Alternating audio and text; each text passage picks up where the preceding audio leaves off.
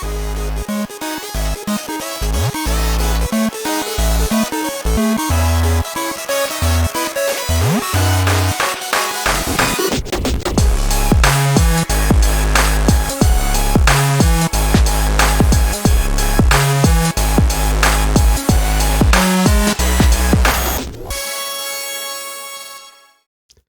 everybody. Welcome to another exciting episode of Jimmy's JamBox. We're here. We're back at it again, and we're going to get on into it. But before we do, as always, please make sure to like, subscribe, push all the buttons, do all the things. You know, I don't know where they are, but you do, and I trust you. And with that being said, here's a quick word from our sponsor. Coconut Genmaicha, a tropically inspired tea. This hearty and comforting Genmaicha pays homage to the traditional preparation with the addition of semi-sweet toasted coconut, pineapple, and rose. The Brothers Apothecary. Fine teas and remedies. All right, thank you all so much for watching again. Shout out The Brothers Apothecary. Make sure to click the link below and go check them out. I guarantee you're going to like it. But with that being said, let's go ahead and get on into it. Here is today's guest. What's up, y'all? It's Cameron Daye.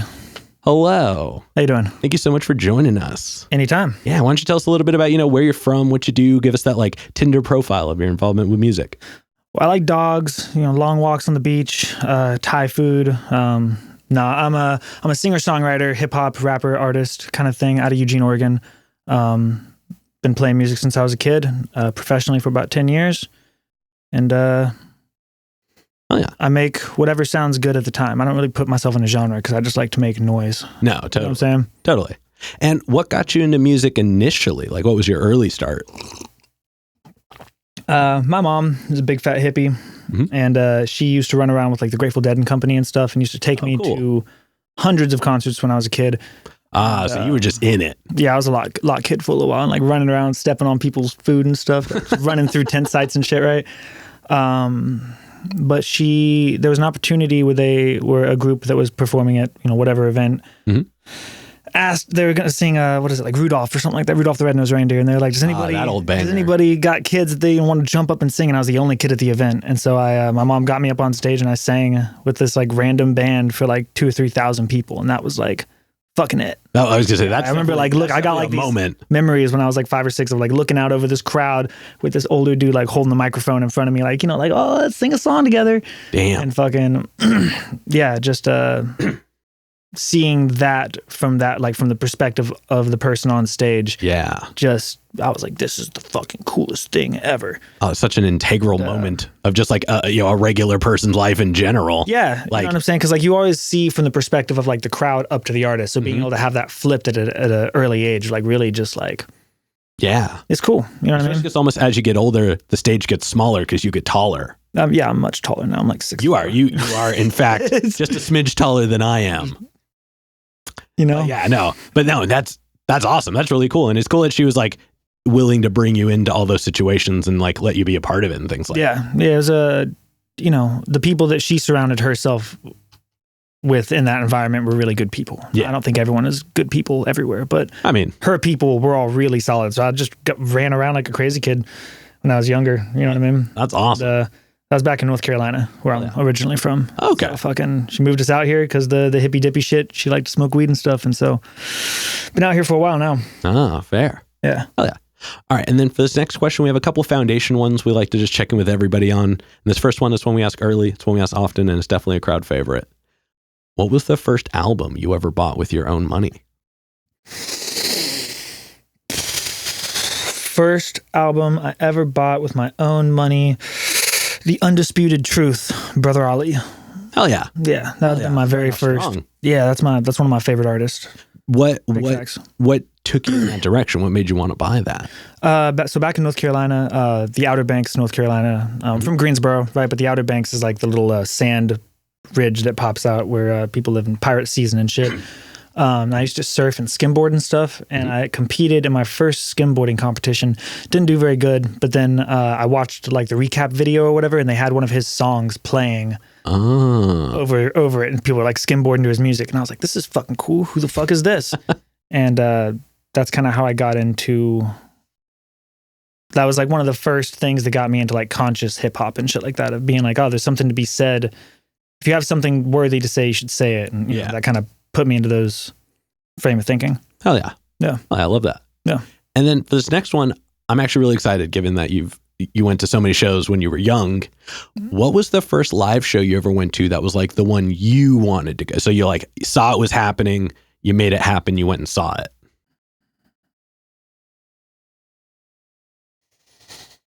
I was not prepared for these. Jesus, let's see. I mean, like, I think one of the first shows that I ever saw that I like as like an older kid, you know what I'm saying? Like buying a ticket and going to see it at like 18 or whatever, 19 maybe. Yeah. I think it was like a Tech Nine show. Oh, damn. Like a long time ago. Yeah. Hell yeah. Back when he was younger and he could move his bones a little bit better. I was gonna say, do you happen to know what album was present at the time? No, it was before The Storm, before like the newer Tech Nine. Yeah. Back when people were still playing like Caribou Lou and shit. Oh damn, I was about to ask if it was pre or post Caribou Lou, so I was right around that time-ish.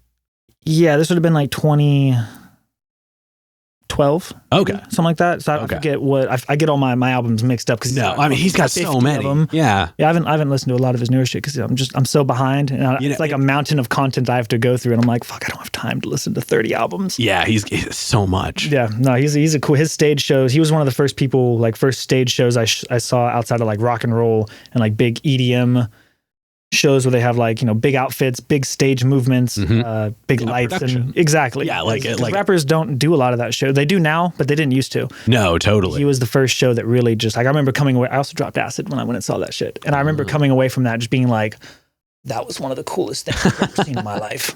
And that is definitely the space for that kind of thing for sure. It was really cool. Hell yeah. It was really cool. Hell yeah. Good old Tech Nine. You know, it's interesting how many people have said that was their first show, like not that specific one, I assume, but Tech Nine was one of their first live experiences. Yeah, well, he's also one of the only artists that comes out and performs in Oregon. True. Well, now for sure. Like, yeah, there's not a lot of people, especially down in Eugene where I'm from. Fair, people don't come through there at all. No, that was a tough spot. Yeah. I mean, that wasn't even like a known musical spot until even somewhat Tech recent. Nine loves Eugene. Yeah, got the colleges down there and stuff. Did ICP ever come through Eugene? Do you know? I've noticed he would move in those similar circles, but from what I could tell, like he wasn't like. Maybe I don't know enough about that community to. I don't either. I've performed at a couple of those events before. Oh. Yeah, I performed at this thing called Hollow Weird down in California. That was fucking crazy. We burned a house down. Yeah. Yeah. Yeah. What else do you do? Yeah, it was like this abandoned town on the outskirts of a military training field site or whatever, right? It was like this little ghost town, and there was like. I didn't know what I was in, like a little psychedelic rock and roll band at the time. So we were just like, oh, we'll come perform at your event. Sure. And like showed up to like 400 or 500 juggalos, like fully juggaloed out. Yep. We're just like, what the fuck? And they, whole thing sponsored by Fago. Yeah. And they fucking burned a house down straight up, just an abandoned house. And they just burned it down. It was sick. Damn. That's, I highly recommend burning a house down. You know, it's great for the, great for the soul. Great Not so much for the environment. Chicken noodle soup for the soul. Yeah. Anarchy version. Love it. Hell yeah. And then anarchy tattoo. And then to wrap up the kind of the foundation questions here. And again, I'm kind of interested to see what your answer is for this. Do you have like a defining moment where you like wanted to take music more seriously?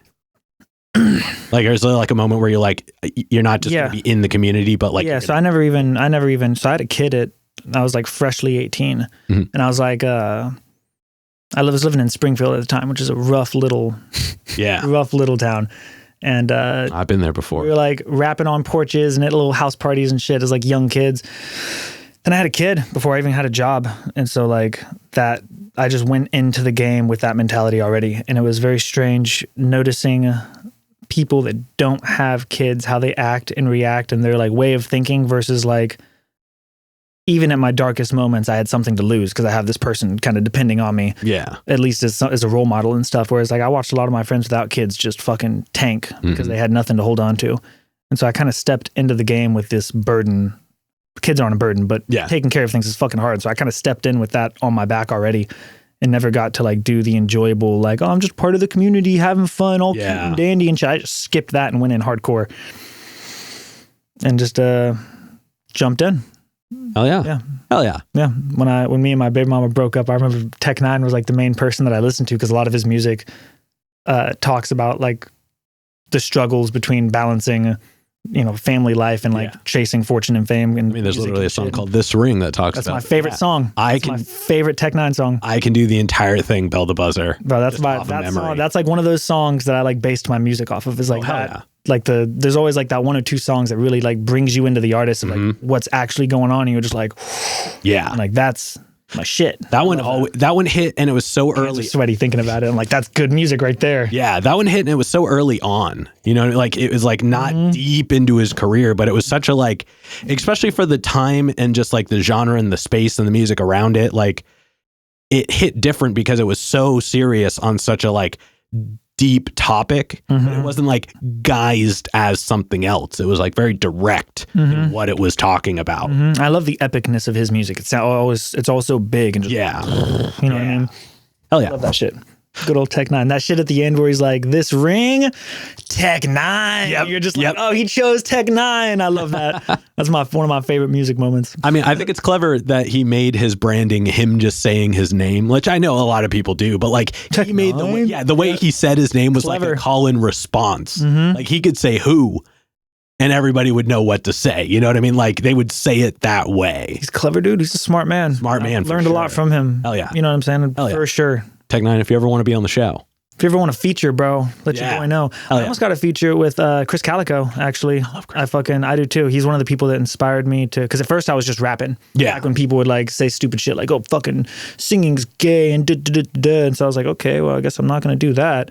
And like Chris Calico was like one of those people that like showed me. I was like, fuck those kids. I don't know what the fuck they're talking about. Yeah. Singing's the shit. Dude, Genius is one of my favorite You can mix singing with anything. You can rap and sing. You can mix rap and singing. Yeah. Crazy concept. You can sing your raps. But until someone shows you that you can do stuff, and it's hard to fathom. And so Chris Calico is one of those people that I was like, oh, you can be accepted by this community and still sing however you want. Like his vocals are dope. Oh, dude, him and Tech and Chris together always came up with some of the coolest shit. Yeah, because it's just like Tech was like, please do your thing. Please add your spice. Yeah, I vibe to you, and Chris is like, well, I vibe to you. Boom. Yeah, my feature fell apart there. I was doing it with this other guy who like had bought like a lease on a beat that had Chris Calico on it. Chris Calico did like one of those, pay X amount of money and I'll give you a beat with a hook on it and you can use it. Yeah. And then the guy moved away. Damn. God damn it. Damn. No. Well, I think Tech is doing open or like jumping on verses right now. Is he? Yeah, I think it's like crazy. I think it's only like 15 grand. Oh, well, just only. Yeah, get that out of my pocket real quick. Yeah. I'll work them eventually. Yeah. Hell yeah. It'll happen. But let's go ahead. Let's move on to a little bit more in the current day. Okay. And we're going to get a super easy one out of the way. How did you pick your name?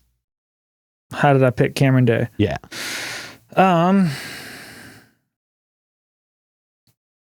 Well, on one side, I thought that it sounded really cool. And I feel like a lot of artists choose something because they think it sounds cool and then add meaning to it later and then pretend like they're super woke. Like, oh yeah, I came up with this name from the beginning because of all these reasons. Like, shut the fuck up. You thought it sounded cool and then you applied meaning. I'm all about it. But yeah, so I was Day and then I did like King Day and I thought that sounded so dumb. And then I changed it to Cameron Alexander Day or Cameron Daye Lawrence. And that was too long. And so then I went to Cameron Daye. Huh.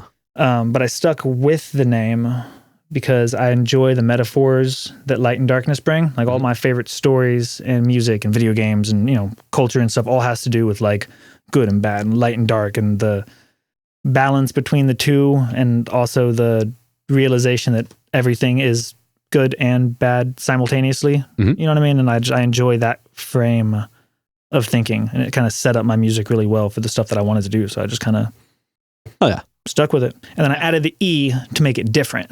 Woo! No, it totally works. And it's cool because like, I assume your first name is Cameron. Yeah. So it makes it easy for you. This? Yeah. It makes it easy for you to respond when people talk to you. Yeah, facts. Because it's funny when people introduce themselves as their like artist name, and then when you reach out to them, so that's why that's exactly why I added Cameron. Because for a while I was Day, and people would be like, "Oh, what's your name?" I'd be like, "Oh, what's up? I'm Day," and I didn't like the way that there's no it didn't roll off the tongue. It felt very just like, and so oh, what's up? I'm Cameron Daye, and it's like a first and last name. And Kendrick Lamar had this interview one time where he kind of talked because he used to be known as K. Dot, and he's like, why'd you change it to Kendrick Lamar, your actual name? And he's like, well, that's me, and I make real music. Yeah. And so I don't have to put on a mask to be able to talk about myself. And I just so appreciated not hiding behind a mask. I hide behind a little bit of a mask with the Daye, but like it just sounds cooler than Cameron Lawrence. You know what I'm saying? That's fair. I appreciate being a real person. It's just Cameron. You know what I mean? Yeah. Hell yeah. No, I could definitely appreciate that. And I dig that you are thoughtful about how you approach your name, but you also went for something that's easy to spell. Yeah. Like Simplicity. you didn't make it complicated. Simplicity is my intent. Purposeful intent and simplicity are like the two biggest secrets of totally art to me. Intention is something I try to bring up on the show all the time, to be honest. Like people don't get that. Yeah. It's just like you could do kind of anything. Just do it on purpose. Yeah. Like do it because you wanted to do it. That's all you got to do to make art fun and interesting. Meaningful. Yeah. And so many people choose to talk about things that they choose to do it. Like they'll talk about drugs or guns or whatever lifestyles that they don't live to impress people around them or other people that they want to cater to. And they lose validity. I think that. You know what I mean? I think a lot of them just don't have anything else to talk about. Like they're like, this is what people are radiating towards, even if it's rather not lie than fucking be truthful. Or like it's not even so much a lie. It's just like they are good at the act, but they don't have the inspiration. They don't have the foresight. They're not talking about a moment in time sometimes, and not everybody obviously, but for some of the people who that's their entire narrative, I think it's just because they don't know what else to talk about because it's the only thing they hear. And so they assume that, it's almost second generation, like narrative topics at this point. Mm-hmm. So it's a hard thing to escape, but at the end of the day, you just got to do it the way you do it. Yeah. What you going to do? Not me. It's not how I do it. No, but actually let's go ahead. Let's talk about how you do it. We're going to dive into your writing process and we're going to break it up into chunks, but we're going to start right at the beginning. So when you get inspired, you're ready to make some music. What are some of the things you do to get a track started? I'm going to give away trade secrets here, bro. Charge good money for this. I don't know. I mean, like, I think that there's a couple different ways to go about, for me, writing music. You know what I'm saying? Mm-hmm. Not for everybody. Because, like, I can jump into a booth and just freestyle some shit for 20 minutes and come out with a banger that sounds really great. And it's, it flows and it's got, some meaning to it and stuff. Mm-hmm. But it's always very shallow for me. Quickly writing, I like to really, like, sit on something for like months. Sometimes I've sat on a couple songs for years that I'm still working on just to like make, great music doesn't happen quickly. It happens on purpose and you have to like chip away at this sculpture that you're trying to this canvas that you're painting. It takes time. And so like I love to freestyle and I've got some of that shit, but I really enjoy just like chunking away at it. I've got hundreds of songs in my house and I don't know. My favorite way to write is to like sit on the floor. I don't like sitting on like couches and space or at a desk or anything. I sit on the floor cross-legged and have all my papers and like a circle around me. I look like an insane person when I'm writing. You're just red string and a corkboard. Yeah, write a thought. Sticky notes are also really cool. I used to have this big window and I would put sticky notes up onto the thing so I could switch out the lines. This whole show is run off this where I wanted it. You know what I mean? Yeah, I get it. I've gone through 20,000 sticky notes in my life, I'm sure. Have you ever done the glass friendly markers, like the ones where it's like you can write on glass? No. Oh yeah, somebody suggested that to me once. I just don't have enough glass surface in my house. Yeah, and I like sticky notes. I like stickers. You can rearrange them. You can stick them on shit. It's crazy. Yeah. You know what I mean? Like it's fucking, I don't know, sticky notes are the bomb dig. But I definitely only write pen and paper. I don't like writing on my phone. I think fair. For me it takes away like the magic of it. Like I just lose something. The translation of it somehow just doesn't feel as real to me, and I lose. Well, there's also something in the physical act of writing stuff out that I don't think translates the same when you type it. Or like writing with a stylus. That feels like cheating to me. Yeah, you know what I mean. But I love writing. Hell yeah, yeah, it's my favorite way to do it. Hell yeah. And then once you get a track finished writing, so you don't have to like have it out or like produced or anything per se, but once you have it finished writing, how long does it usually take you to get comfortable performing it?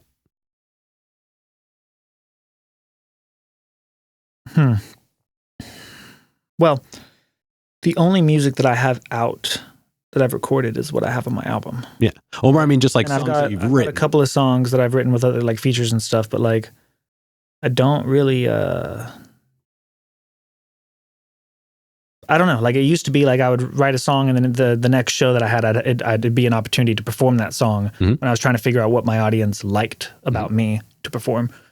Now like, I don't know, by the time I perform I'm working on my second album right now. By the time I'm performing those songs, I would have sang those thousands of times, because I'm not just going to like release the music and then jump into it. I'm not going to perform it until I release the album. Yeah. Okay, so you won't perform music that's not available for people to experience then? Not necessarily. I'll probably throw a show leading up to it. Oh, Like gotcha. a sneak peek performance kind of thing. But like, yeah, like for the most part, I don't know. But like, I can memorize shit really quickly. So like, as soon as I write it down, I can look at it for 5 minutes and I can go and perform it. Oh, gotcha. Okay. One time, really well. You know, So you can do it quickly, but you go slowly to make sure that it's it's like a crossword puzzle or something like that when I write. Oh yeah. I feel insane every time I write music. I'm just like, Cameron, you're crazy for doing it like this. But yeah, I don't know. I've done over 400 shows at this point. Oh damn. Yeah, I'm like a veteran musician. I was gonna say that's like how many episodes I have. I get that. Yeah. And I've been in 4 or 5 different bands, and I've performed in every genre of music that's available, just about, except for like country and like bluegrass and shit like that. But I'd tear it up in the bluegrass scene. Hell yeah. And most of my band stuff was all like freestyle, funkadelic shit. Oh, okay. So like we would just perform whatever sounded good at the time. Yeah. No, I dig that for You sure. know what I mean? And so it's like now that I'm sober off of drugs and I'm doing stuff with more intent and on purpose, and I'm not just wasting away my life. Not that that was a waste of life. I've got a lot of cool stories and shit, but I didn't make as much progress as much as I've made since I've been solo. And so like, yeah, I don't know. I'm excited to see what this next album entails for my music performances, because I've been real bored performing. My album's real dark, and performing really dark, sad music has an effect on you after a while. Yeah. So now I'm kind of like, if you're not in that space per se, trying to get out of it, and it's just like, God, please stop booking me for a little while so I can go, so I can finish up the second album and get some better, more modern stuff out. You know what I mean? No, I totally where I'm get that. feeling. But now let's go ahead and let's talk about the album a little bit. So Riddles in the Dark. Mm-hmm. It came out in February of 22. So you've been rocking it for a little bit. Came out on my now. birthday. Oh, well. Yeah, my 27th birthday. I might add. Happy late birthday. Thank you. A couple years late, but yeah. Yeah, give it. Well, I mean, yeah, I dropped my Suicide heavy album on my 27th birthday on purpose. Fair. That was definitely a poetic connecting justice dots. to that. You Yeah. know what I mean? Yeah, and I just that was the whole. Yeah, it's a good album. I appreciate it. It's dark and fun. I really enjoyed it, and I mean, yeah, like first of all, Something Beautiful is such a powerful track. Like that was the one that like I was going through the whole thing, and that one just jumped at me.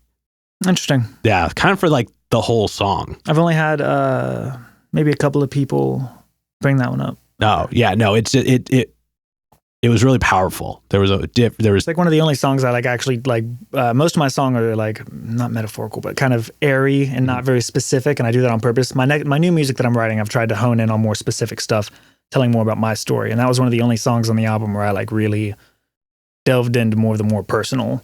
Yeah, shit. well, you know what I mean. I mean, it shows. It was like I said, just there was a really big presence in it, and then kind of in like an almost opposite spin. To Whom It May Concern. Mm-hmm. That's the direct song about suicide. Yeah. Oh damn. Well, that's like To Whom It May Concern is what you write on a suicide letter. Fair.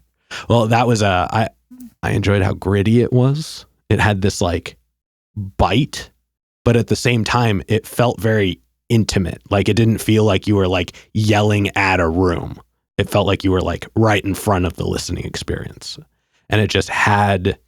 It had a big. One of my favorite verses I've ever written is at the end of that song. Oh damn! Yeah, it's like there's like this moment of like telling the story, and this is how I feel, yada yada yada, and then there's that last bit of like the realization of why I feel that way. And there's like I think the opening line is like, I'm addicted to the pain that life brings when I sing out. And this whole song is all about, the whole album is about pain and heartbreak and whatnot. But it's I'm a performer, and so my artistry leads to self-destructive tendencies sometimes, and that's kind of the realization with that verse, and it's just fucking it's so good. I love that verse. It's my favorite verse I've written. Hell yeah. One of them. No, I dig it. And I mean, like I said, those two tracks are awesome, but the album itself is really good. Like it feels very thought out. It feels very like the vibe is solid. The mix was really good. I was writing it for like 8 years. Damn. Well, you definitely put the time into it. That was like I was like set the entire time, because Sean Teach is my producer, by the way, and I found him at this show I did up in Portland, and he just came up to me and he was like, "Yo, you're fucking dope. Have you ever recorded anything?" And I'm like, "Nope." And he's like, "Well, you're about to come with me," and we did the whole thing, and that was always what I wanted my first big project to be, was Riddles in the Dark. And I'd had this vibe, this vision since the very beginning of my music career, even back when I was like part of the funk and jazz bands and shit. Like that's what I wanted to do, was put out this kind of music, put out an album.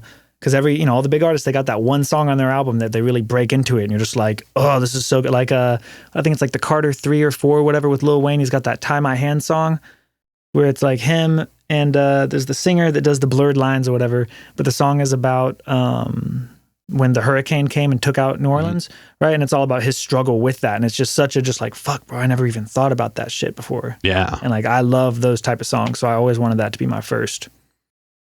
Oh yeah. Well, you nailed it. I mean, it felt, like I said, everything felt intentional, but at the same time, there's a real emotion in it that kind of settles through the whole thing.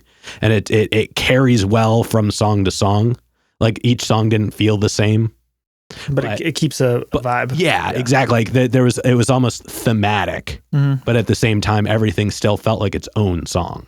Yeah, we worked very long time. Yeah, worked a long time on that, and I meticulously like rearranged the order and listened to it in 100 different variations of, and eventually I settled on it starts off with "Save Me, I'm Fine," which is my tattoo. If you haven't, you know what I'm saying? Yeah, and throughout the album, it's kind of wah, and you like complain about shit, and I'm so sad and stuff. And then towards the end, the last song is "Save Myself," and it's more of like an EDM.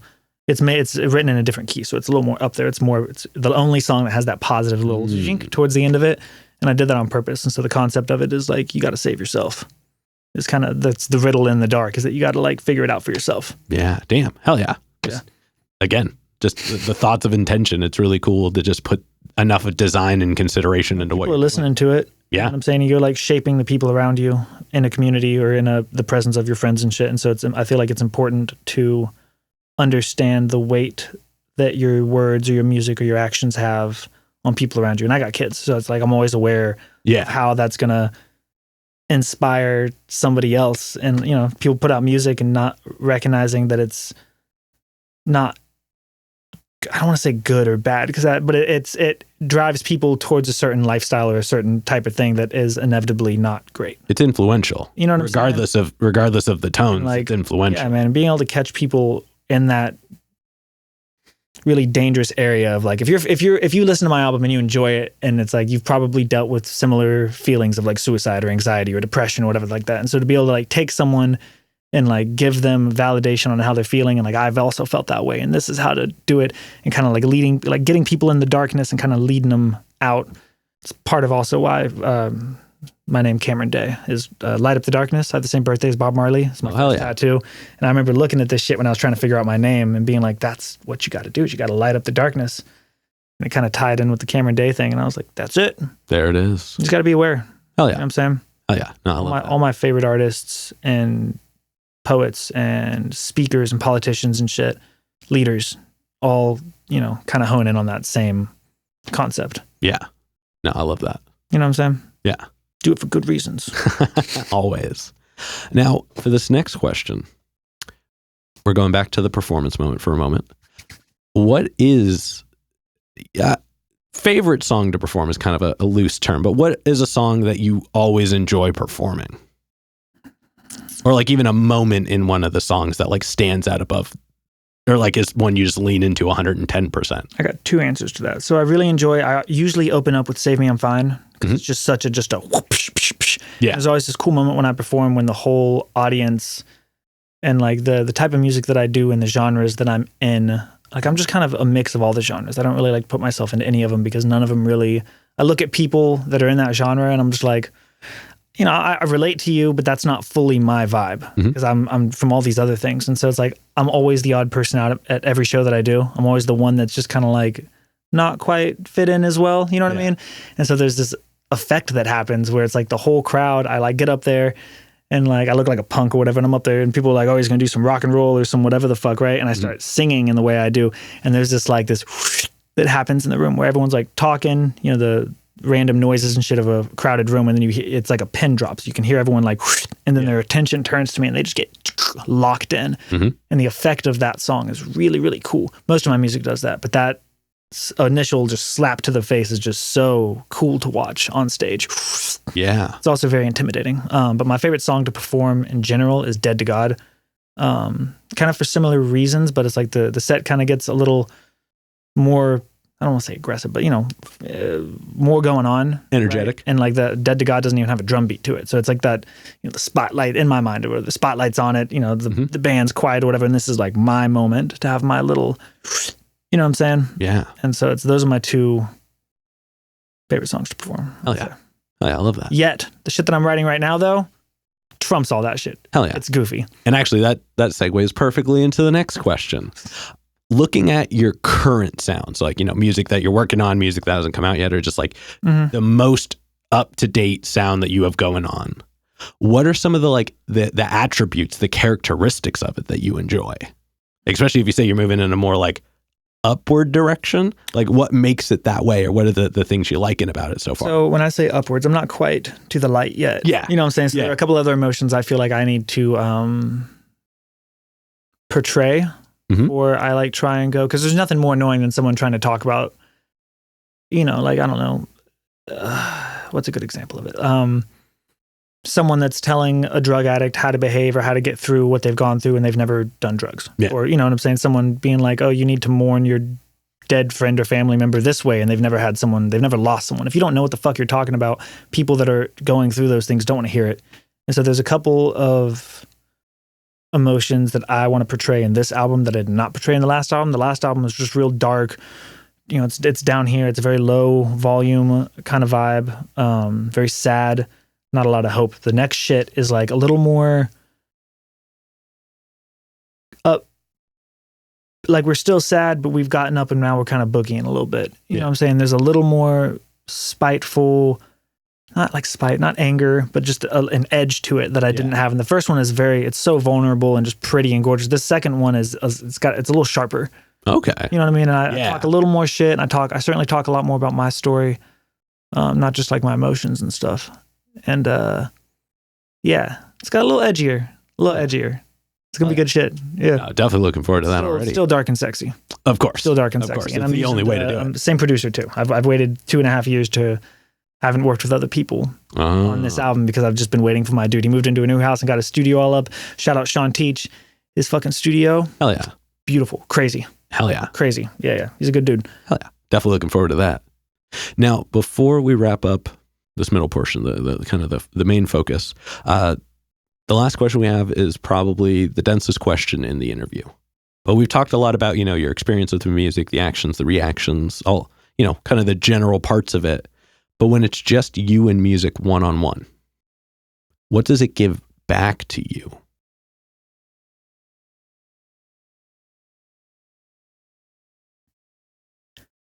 I think that my relationship with music gives me, like a safe, I don't know. It's like music gives you a safe place to be yourself and to accept things about yourself that you might not have known previously. You're just writing down whatever comes to you, freestyle into the mic, whatever, and you say something or write something down, and you're just like, holy shit, that came out of my fucking brain. And then you have to like accept that as part of your truth. Yeah. Kind of like consciously having a thought and then looking at it and being like, all right, cool, I had that thought, and I'm gonna move on. I'm not going to dwell on it or whatever. I think music kind of creates and fills a space and an atmosphere. And when I'm by myself, I don't know, it gives me a home. It gives me a place to belong and an outlet to express things that I might not express other ways. I've been doing some music so long now that I kind of just express myself all the time anyways. But like extra truthfully in music. I don't think you should lie in music. I think that disturbs me. People that can lie and perform and that doesn't make sense to me. So it's, I don't know, truth. It gives you, it's truth. Good, real music that hits the soul it's always just truthful. Hell yeah. I love it. You know what I mean? It's like doing a good acid trip or something. It's like, you got to be truthful with yourself to get to the goods. Gotcha. Yeah, no, totally. Well, that's thank you for sharing that. That's a really, really cool insight to that. Cause everybody has similar-ish answers. We all do music for reasons, but I also like bitches and I like being the center of attention. I'm trying to get rich and famous, sure. But that is not inevitably why, most people start out like freestyling at parties or like just singing in the bathroom or whatever. And there's this feeling that it gives you that you're like, this is awesome. And it, gives you hope and gives you purpose, understanding. And whatever the song is, there's songs for everything. There's songs about turtles and shit. You know what I mean? Right. And I think that it's just a cool way to connect with yourself and with the people around you. And, I've noticed the music community is a lot like the car community. Everybody does something very different. Everyone thinks their car's nicer than it is. I mean, like they all do, like, you can have American cars, you can have, European cars, Japanese cars, you can modify, you can not do anything, you can leave it clean, you can do whatever. But all of these different cars, all these different styles, all these different people will come and hang out in the same parking lot together for a few hours. Mm-hmm. Same thing with shows. Parks and shit too, where it's just like this open, it doesn't matter if you're rich, poor. Yeah. Asian, black, white, Hispanic. It's just, we care about your music, bro. Yeah. We want to hear about your life through your music. Yeah. I appreciate the community that music has. I also don't appreciate some of the communities that music has. Well, I mean, there's good and bad. You put enough people in the same space together and there's going to be a difference of ideas. Eventually someone's going to suck. It's just going to be a difference of experiences altogether. There's shitty people everywhere. But like the dwelling on the good people and like taking time to like surround yourself with decent people, it's the best thing to do, but it takes a while to figure out the right and wrong people to be around for you personally. Yeah, exactly. You know what I mean? It's different for everybody, but like, I don't kick it with a lot of people. I don't go out publicly a lot these days just because a lot of people just aren't worth the... Well, I mean, also you got energy people at home that you care about, you know what I mean? I'd rather hang out with my girlfriend and my cats. The fuck? Yeah. Hell yeah. Hell yeah. Now let's go ahead and let's dive into some hypothetical questions. And for these, they're all made up, so the answers are allowed to be as well. Blue. Perfect. Yeah, that's what I was thinking. Actually, if that was the answer to this question, that'd be amazing because Blue is a phenomenal artist. But getting into it, if you could work with any one person. Anderson .Paak.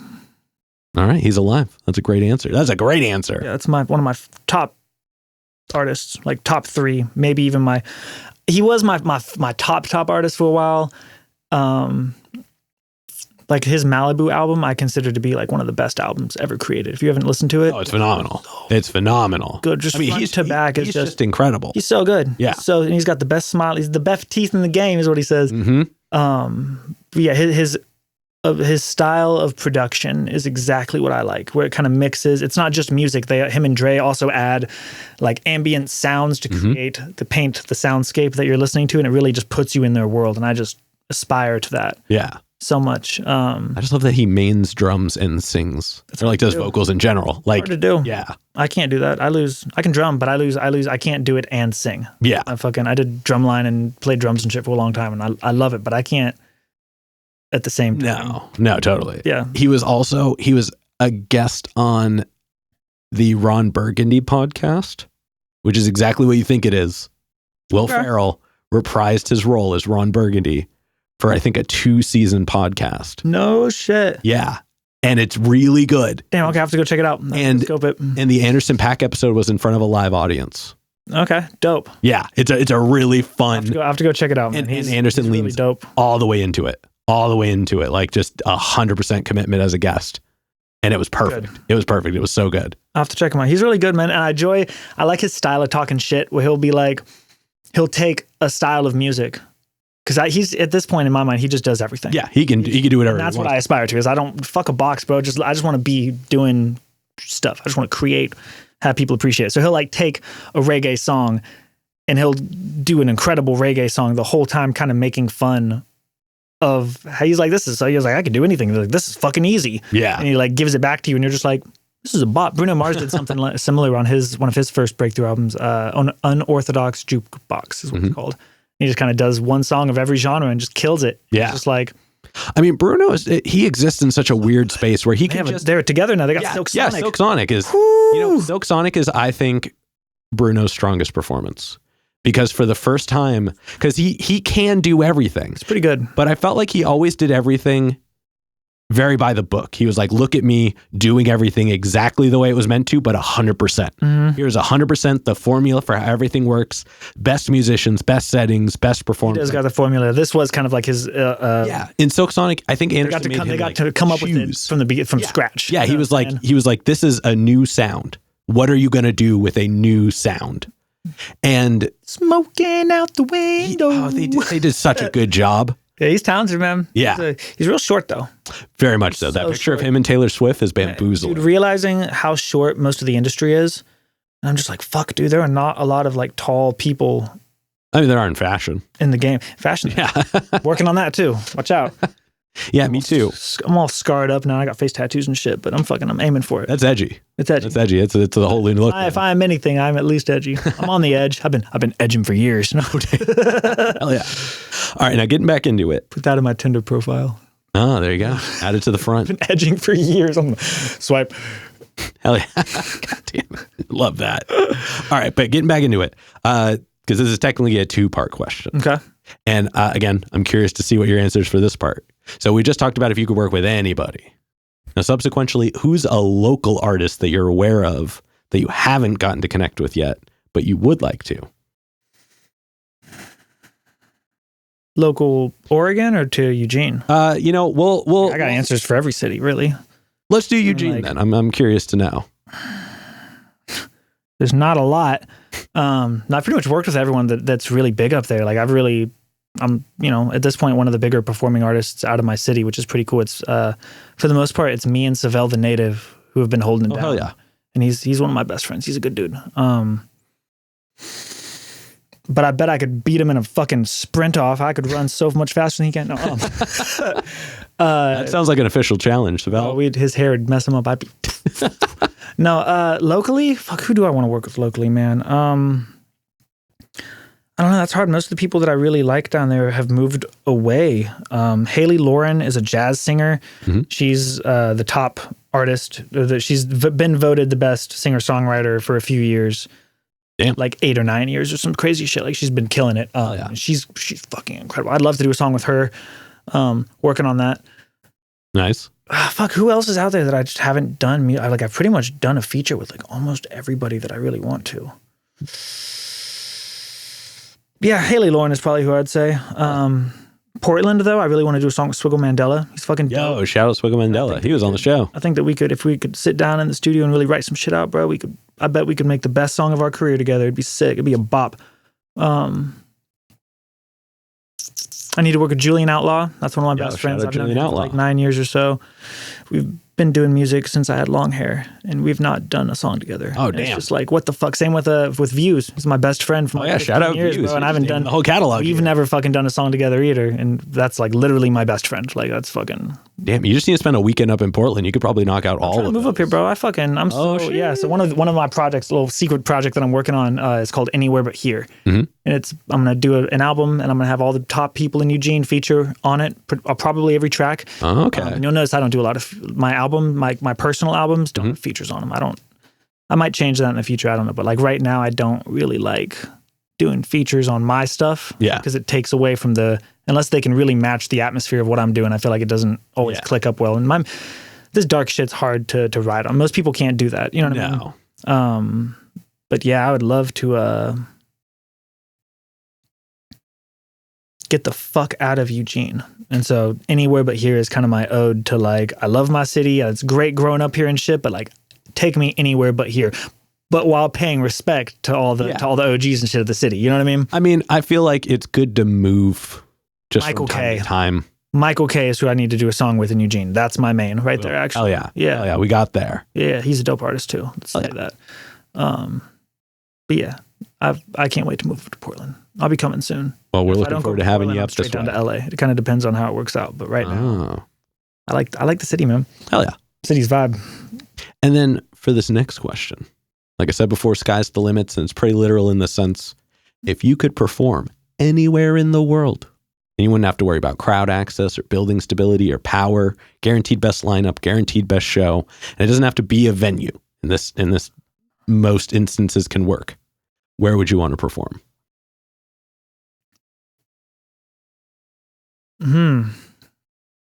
Oh, fuck. It would definitely be a stadium. It would definitely be that fucking, I'm skipping on the word. I think it starts with a W. It's a stadium in New York. It's like the biggest stadium in the world. But I can't, for the life of me, I can't think of it right now. Like a stadium or like it's fuck, I can't think of that. It's like, No, I'm not going to be able to come to it. Like, because that, like, Madison Square Garden's Thank over you. there. Okay. Oh, Okay. So it wasn't a W. I think it was an that's, M. My I think it's dyslexia. categorized an arena. I think I flipped it the wrong direction that time. Yeah. Flipped it this way.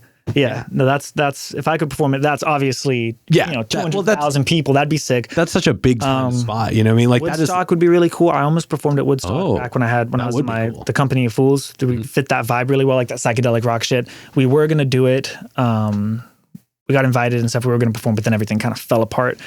So we never. Same with Burning Man. We were gonna go perform at Burning Man and do the. Yeah, we were like about to go do like a national tour and hit a bunch of shit and blow up and conquer the world. And then I got sober off of drugs and realized I didn't want to hang out with them anymore. But like, if I could perform anywhere, that would just be cool to perform at. I mean, like, it's never been done before is a performance in space, bro. Put me in a fucking space station. Hell yeah. Fucking sick. We're like... It would have to be in a space station because outside sound doesn't travel in space. Yeah, it wouldn't have hard time controlling my breathing out in space. Well, I assume you'd have a suit. But I guess if everybody else had a suit, they'd have microphones in there too. Crazy. Breathing all the time too, yeah. Ooh, I'd freak out probably. I don't know if I could do that. I'd be afraid I'd sneeze. Like sneezing in the suit would be the worst. It like gets on it and you can't wipe it off because you can't I don't think that you could just slip your arm up. You know what I mean? I really don't think so. Yeah. No. So that would be my concern with outer space is just if I was out. Yeah, I don't know, man. The Whiskey A Go Go would be a cool place to perform. I'll do it eventually. I'd love to perform underneath the Eiffel Tower. I feel like that'd be so cool to be able to like look up and see the fucking So like just on top of the base. So you can see the actual structure. Yeah. I think that'd be such a cool spot. Hell yeah. Be cool to go back to Brooklyn, or I guess the Bronx where it all started, and perform in that little, I don't know if it still exists, if they have paved over it, if they've built up that area, but there's that little alleyway where it all started with like Grandmaster Flash and shit, and that'd be a cool place to fucking go and do a show. Hell yeah. No, I always think a cool spot to perform is like where like early work happened, like wherever Iron Maiden played their singles before they pressed them to vinyl. Oh, like someone's basement or some shit? Yeah, like those little teeny places that you're just like, damn. Like, oh shit, so-and-so performed here, huh? It's crazy. Yeah. I like little spots like that too. Oh yeah. But I will say I would love to do an episode of the show at Madison Square Garden. I've said it on multiple episodes before. Like that's just so cool. That is such an iconic place. In my mind, you haven't made it to the level that I'm trying to go. I really want to get signed and really take it as far as I can before I get too old. But fuck it, I can sing until I'm fucking 80, bro. There's no stopping me. But yeah, that's the highlight of like when you finally like really made it, you get to start performing in places like that. And I would just be like Justin Bieber, man. He fucking, when they put the, I didn't like him when I was a kid because everyone was like, man, fucking Justin Bieber and but now, dude, he's one of the best singers ever. He's so fucking good. It's stupid. It bugs me. He sold out Madison Square Garden in under like 60 seconds or some shit. Damn. His first like big tour. And it's just like, yeah. Whew. Yeah, that's a moment for Don't sure. compare to that boy, man. He's killing it out there. Oh, yeah.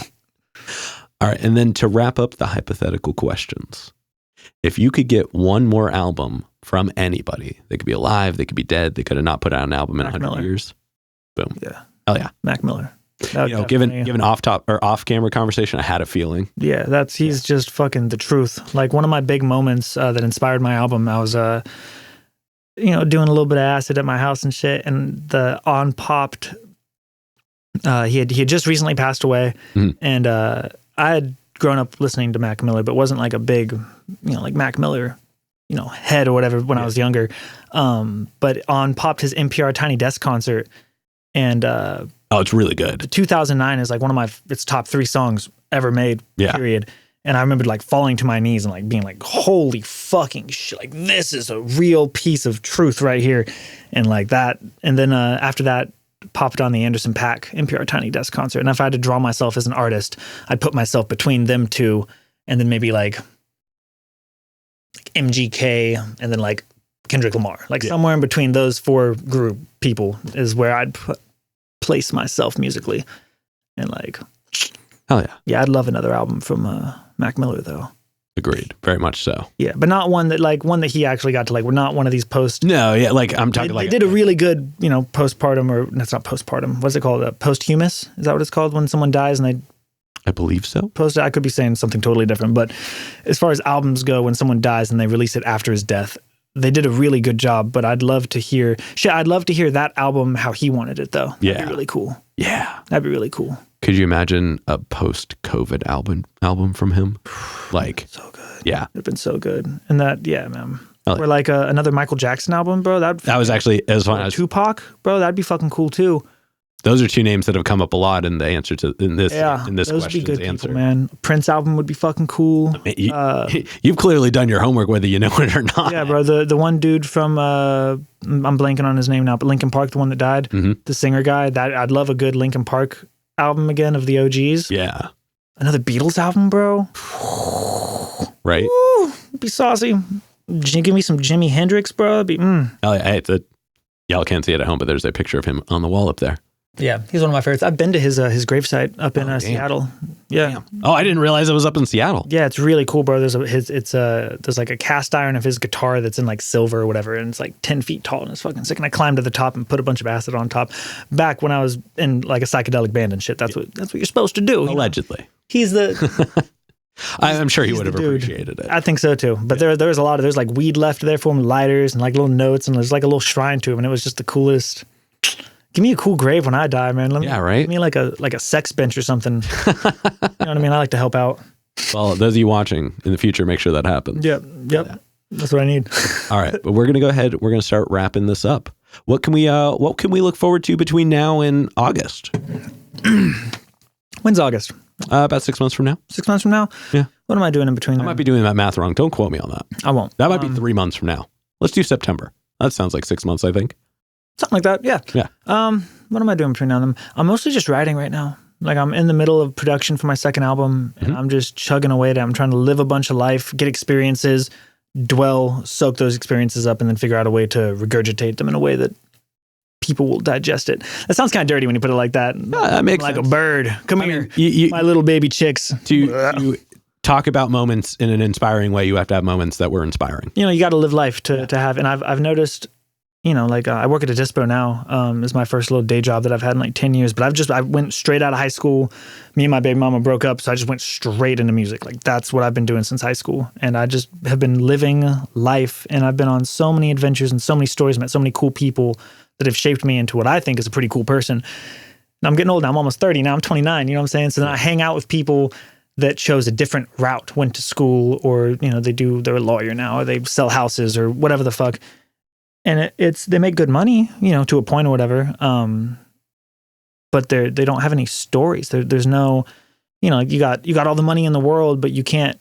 Your decisions on what you spend that on are way different than what I would spend it on. Yeah, because I have these experiences that lead me to, you know what I mean? Like people spend, you know, $10,000 on like the dumbest watch you've ever seen, or just a chain, and you're just like, why would you do that and stuff? And I don't know. I think that living life, especially when you're young, is just such an important thing to do. You know, ask me again in 20 years and see if I'm successful or whatever. But like, I just, you know, life is there to live, so just fucking live it. No, I totally agree with that. I mean, I try not to share this on camera a lot, but a mentality I have for the show is that I'm not going to retire off of it. I'm going to die doing it. Like that's you know, that's the best way to do it. Yeah, like I plan to live the rest of my life through this, doing something for the sake of doing it. Yeah. I mean, creation has to, you know, we've said it so many times in this episode. Creation has to be intentional for it to have longevity, for it to feel a matter of importance. You have to feel it's important. Facts. To portray importance. Facts. Yeah. So I can totally dig that. And then for this next one, go ahead and look straight at the camera and tell everybody how they can find you. You pushed the microphone away. I'm on Spotify, I'm on Instagram, I'm on iTunes, I'm on YouTube. My shit recently got hacked, and so if you look me up on Instagram, it's Music by Day. But if you just look up Cameron Daye, you'll find me on things. I'm out there. Not hard to find. Even though I hide in a fucking cave. But yeah, people have called me, I'm the ghost of Eugene. People have called me that before. They're like, oh shit, Cameron's at this event, bro. You never come out to me. I also love a good Irish goodbye. Yep. We're all black, and I'm just like, that's my favorite way to do it. I feel that for sure. Oh yeah. And then any other plugs, any other shout outs, anybody else you want to put on while you're on here? Savell the Native, dope artist out of Eugene. Michael K, dope artist out of Eugene. Day in the Life Entertainment out of Eugene. That's my dude. Views, Rain Ezra, Swiggle Mandela, Julian Outlaw, Cyberdrips, all my people up in Portland. Maddie Joy, Father Freshwater down in Medford. Those are my peoples.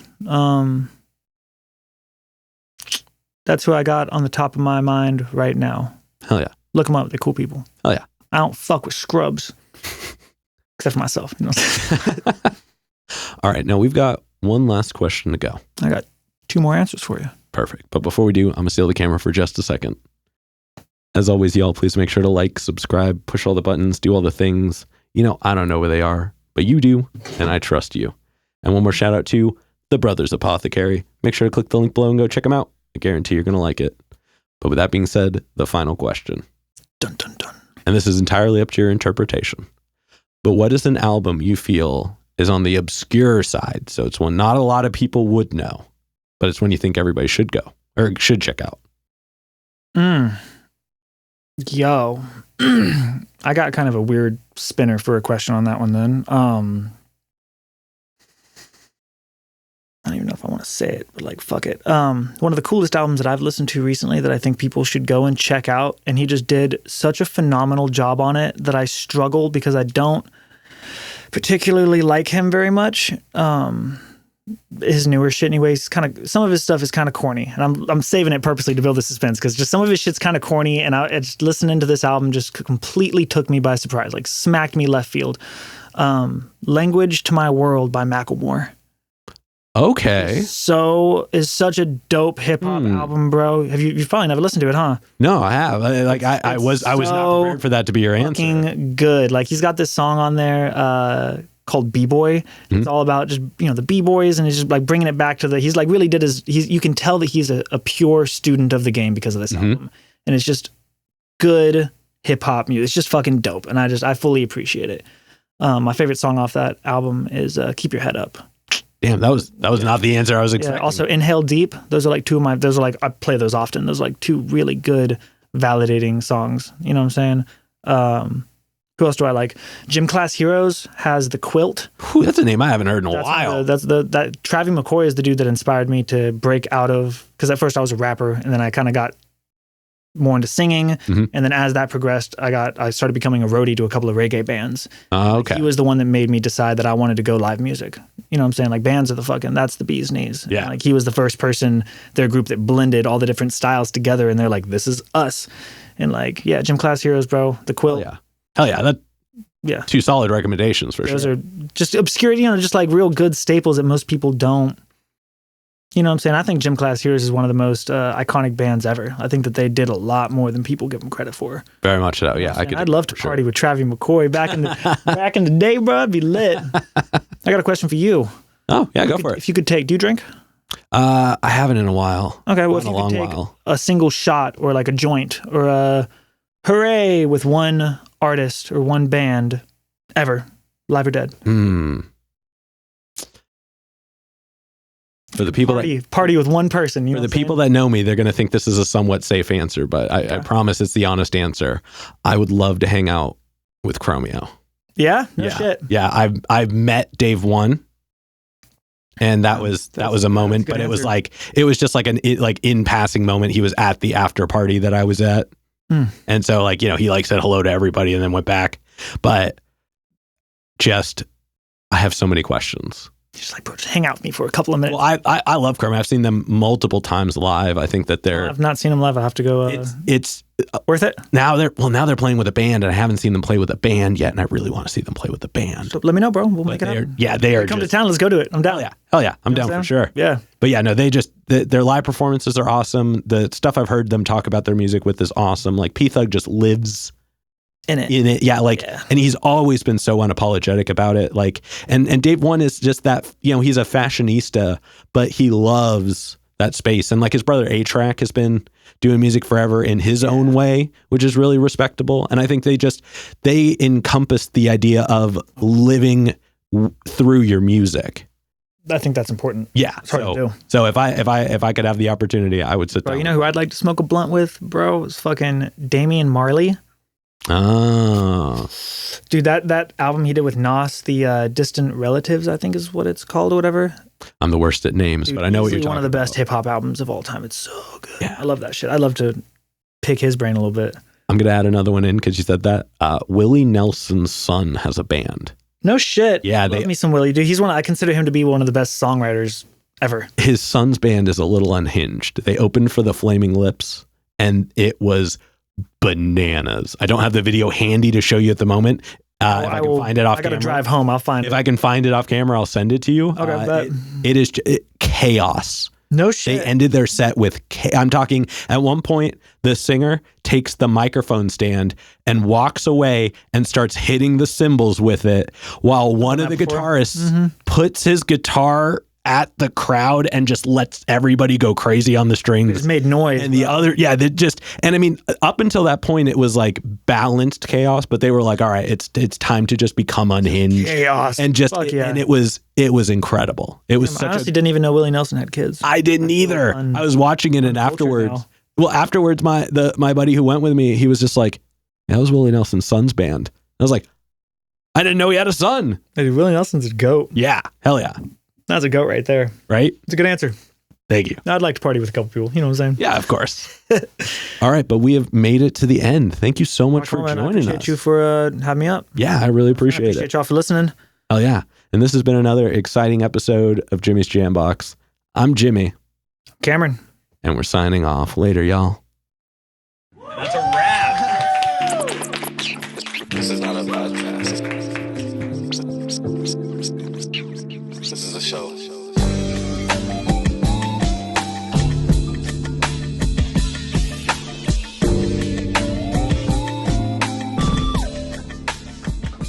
Keep jamming.